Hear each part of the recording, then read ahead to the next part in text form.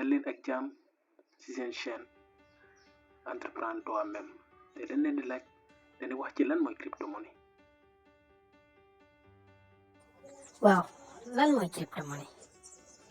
waaw cryptomonnaie monnaie la comme monnaie yëpp mais monnaie virtuelle la monnaie la boo xam ne si ne nii da nga koy utiliser pour jënd ak jaay transaction yi mu ngi jaar ci benn registre bu ñu wax blockchain. Cryptomonnaie mooy monnaie du futur. waaw comme exemple cryptomonnaie mën na leen a jox bu ci mel ni bitcoin, solana, ethereum, shiba inu ay crypto yoo loo xam ne dafa am solo lool.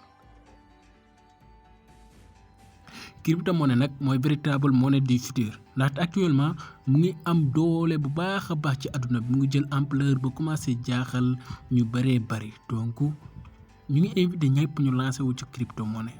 ci loolu ñu ngi lay ñaan nga abonné te bés j'aime bi ndaxte dinañ fi yaatal ay vidéo yu bëree bëri ci wàllum cryptomonnaie développement personnel ak investissement.